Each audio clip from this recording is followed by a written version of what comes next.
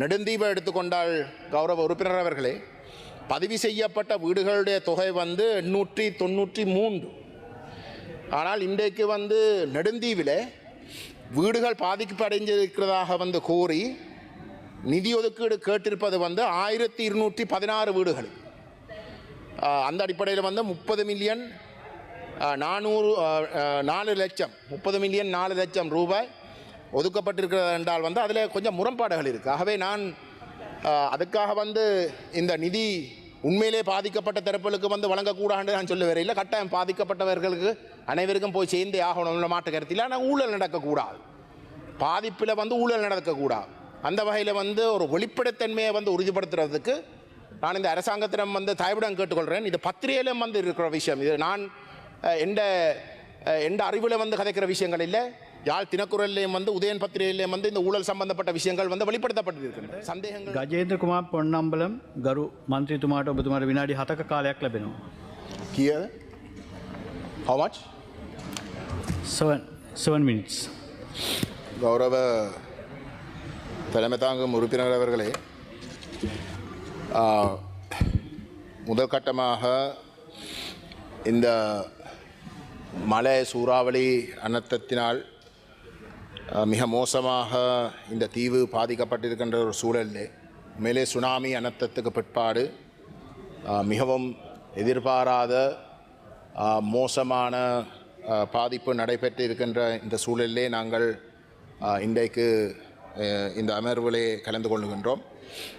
அந்த வகையிலே பாதிக்கப்பட்ட மக்களுக்கும் அந்த பாதிப்பில் இருந்த அந்த மக்களை ஏதோ ஒரு வகையிலே மீட்டெடுப்பதற்காக மிகவும் கடுமையாக உழைத்த அனைத்து தரப்புகளுக்கும் எங்களுடைய பாராட்டுகள்.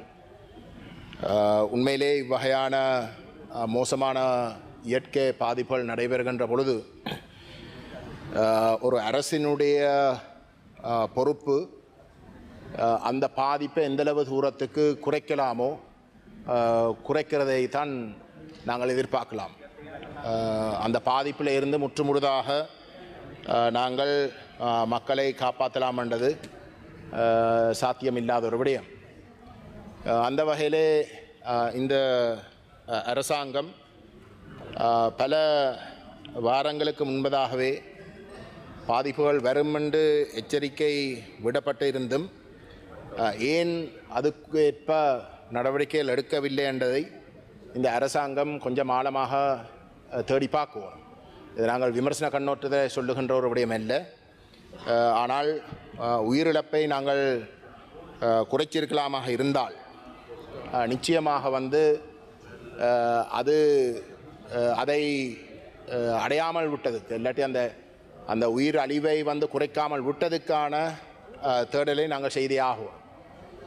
நான் இதை சொல்வதற்கு பிரதான காரணம் வடகிழக்கை பிரதிநிதித்துவப்படுத்துகின்ற உறுப்பினர்கள் என்ற வகையில் எங்களுக்கு இந்த அனர்த்தங்கள் சம்பந்தமாக போதிய அளவு அனுபவம் இருக்கின்றது. சுனாமி காலத்தில் நடைபெற்ற அனர்த்தங்களை தாண்டியும் வந்து போராட மோசமாக மக்கள் பாதிக்கப்படுகின்ற ஒரு நிலைமை இருந்த ஒரு இடத்துல எங்களுக்கு இந்த அனர்த்தங்களோடு இந்த அனர்த்தங்களை ஏதோ ஒரு வகையிலே குறைத்து அதனுடைய பாதிப்புகளை குறைக்கிறதுக்குரிய போதிய அனுபவம் இருக்கின்றது. அப்படி இருக்கவும் தான் நான் முன்வைக்கின்ற விமர்சனம் வந்து வடமாகாணத்திலே வந்து பாதிப்புகள் ஒப்பிட்டு பார்க்கின்ற அளவுக்கு வந்து கொஞ்சம் குறைவாக இருந்தாலும் கிளிநொச்சி, வவுனியா, மன்னார், முல்லைத்தீவில் வந்து பாதிப்புகள் வடமாகாணத்தில் வந்து அதிகமாக இருந்தது. ஆனால் ஏனைய நாட்டினுடைய பிரதேசங்களோடு ஒப்பிட்டு பார்க்கின்ற பொழுது சற்று குறைவாக இருந்தாலும் கூட அந்த அனர்த்தங்கள் நடைபெற்று கொண்டிருந்த காலப்பகுதியில் வந்து இந்த அரசாங்கம் நடந்து கொண்ட விதம் சம்பந்தமாக பலத்த விமர்சனங்கள் இருக்கின்றது. ஏனென்றால் நாங்கள் யாழ்ப்பாணத்தில் வந்து மிகவும் குறைவாக பாதிப்பு அடைந்த ஒரு இடத்துல தான் முன்னுரிமை வழங்கி வந்து அந்த கூட்டங்கள் நடைபெற்றது. வடமாகாணத்தில் இருக்கக்கூடிய மற்ற மாவட்டங்களில் வந்து இந்த கூட்டங்கள் நடைபெறவில்லை.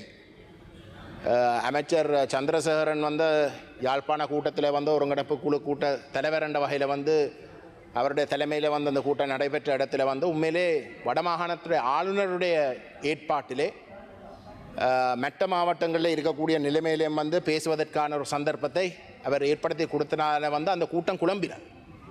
அப்போ ஒரு ஒருங்கிணைக்கப்பட்ட ஒரு வேலை திட்டம் ஒன்று நடத்துவதற்கு வந்து அரசாங்கம் அதை விரும்பவில்லை. வடமாகாணத்தை பொறுத்தவரையில் விரும்பவில்லை. அதை பற்றி நாங்கள் கொஞ்சம் தேடி பார்க்குவோம். ஏனென்றால் வடமாகாண ஆளுநர் என்றவர் வந்து யுத்தம் நடைபெற்ற காலத்தில் வந்து முல்லைத்தீவு மாவட்டத்துறை வந்து அரசாங்க அதிபர். போதிய அளவு வந்து அனுபவம் அவரிடம் இருக்கின்றது.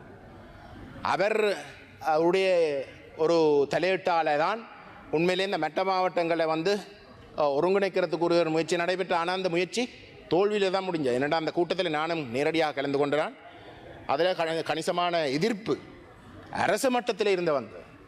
வெளி மாவட்டத்தில் உதாரணத்துக்கு மன்னார் மாவட்டத்திலையும் வவுனியாலையும் முல்லைத்தீவிலையும் இருந்து பேசினவர்கள் வந்து எங்களோட கட்சி சார்ந்தவர்கள் அல்ல, இல்லாட்டி தமிழரசு கட்சியினுடைய உறுப்பினர்கள் அல்ல, இல்லாட்டி ஜனநாயக தமிழ் தேசிய கூட்டணியினுடைய உறுப்பினர்கள் அல்ல, அரசு தரப்பின்ற உறுப்பினர்களும் அரசு நிர்வாகிகள். அவர்கள் வந்து கதைச்சு இந்த விஷயங்களை வந்து பதிவு செய்கிறதுக்கு வெளிக்கிட்ட இடத்துல வந்து அவர்களை மட்டம் தள்ளி அந்த கூட்டத்தை வந்து மட்டப்படுத்தினது தான் மிச்சம். அந்த வகையில் வந்து நான் இன்னும் ஒரு விடயத்தை சுட்டி காட்ட வேணும். யாழ்ப்பாணத்தில் ஒட்டுமொத்தமாக 14,459 வீடுகள் ஏதோ ஒரு வகையில் வந்து பாதிக்கப்பட்டிருப்பதாக வந்து அந்த 25,000 ரூபாயை வந்து ஒதுக்கணும் என்று சொல்லி 361,475,000 ரூபாய் ஒதுக்கப்பட்டதாக வந்து சொல்லப்படுகின்றது. இது சம்பந்தமாக நாங்கள் கொஞ்சம் ஆழமாக யோசிக்க வேணும். என்றால் 2024 ஆண்டு நெடுந்தீவை எடுத்துக்கொண்டால் கௌரவ உறுப்பினர் அவர்களே, பதிவு செய்யப்பட்ட வீடுகளுடைய தொகை வந்து 893. ஆனால் இன்றைக்கு வந்து நெடுந்தீவில் வீடுகள் பாதிக்கப்படைஞ்சிருக்கிறதாக வந்து கோரி நிதி ஒதுக்கீடு கேட்டிருப்பது வந்து 1,216 வீடுகள். அந்த அடிப்படையில் வந்து 30,400,000 ரூபாய் ஒதுக்கப்பட்டிருக்கிறது என்றால் வந்து அதில் கொஞ்சம் முரண்பாடுகள் இருக்குது. ஆகவே நான் அதுக்காக வந்து இந்த நிதி உண்மையிலே பாதிக்கப்பட்ட தரப்புகளுக்கு வந்து வழங்கக்கூடாது நான் சொல்ல வரையில். கட்டாயம் பாதிக்கப்பட்டவர்களுக்கு அனைவருக்கும் போய் சேர்ந்தே ஆகணும்னு மாற்று கருத்தில். ஆனால் ஊழல் நடக்கக்கூடாது, பாதிப்பில் வந்து ஊழல் நடக்கக்கூடாது.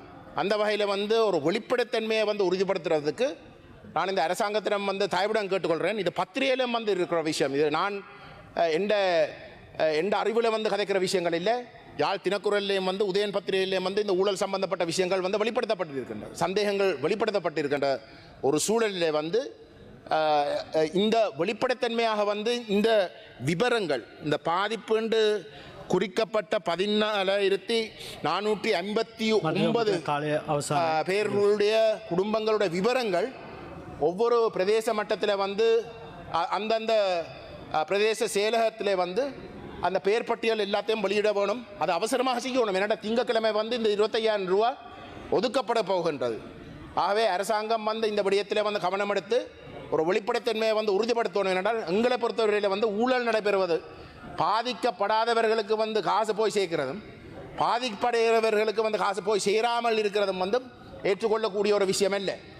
நான் பொறுப்போடு சொல்லுகின்றேன் வந்து இதில் தேசிய மக்கள் சக்தியுடைய தலையீட்டு இந்த விபரங்கள் தவறாக நிரப்புவதற்கு வந்து தலையீட்டம் இருப்பதாக வந்து நான் பொறுப்போடு வந்து சொல்லுகின்றேன். இந்த சபைக்கு எங்களுக்கு தகவல் கிடைச்சிருக்கின்ற அந்த வகையில் வந்து உங்களுடைய அரசாங்கத்துடைய நேர்மைத்தன்மையை உறுதிப்படுத்துவதற்கு தயவு செய்து இந்த விவரங்கள் அனைத்தையும் அவசரமாக வெளியிட சொல்லி நான் கேட்க விரும்புகின்றேன். இறுதியாக வந்து நான் சொல்ல விரும்புகிறேன், நம்முடைய கட்சி இந்த வரவு செலவு திட்டம் 3வது வாசிப்பில் வந்து ஒரு வாக்கெடுப்பை கோரும். எங்களை பொறுத்தவரையில் வந்து பாதுகாப்புக்கும் அதோடு வடகிழக்கிலே வழங்கப்பட்ட நிதியுடைய பற்றாக்குறை சம்பந்தமாகவும் எங்களுடைய எதிர்ப்பை தெரிவிக்கிறதுக்கு நாங்கள் அந்த எங்களுடைய ஒரு வாக்கெடுப்பை நாங்கள் கோருவோம் என்றதையும் நான் சுட்டிக்காட்ட விரும்புகின்றேன். நன்றி. அகில இலங்கை தமிழ் காங்கிரஸ் பொதுச் செயலாளரும் யாழ் மாவட்ட பாராளுமன்ற உறுப்பினருமான கஜேந்திரகுமார் பொன்னம்பலம் இன்றைய தினம் பாராளுமன்ற வரவு செலவு திட்ட விவாதத்தில் உரையாற்றினார்.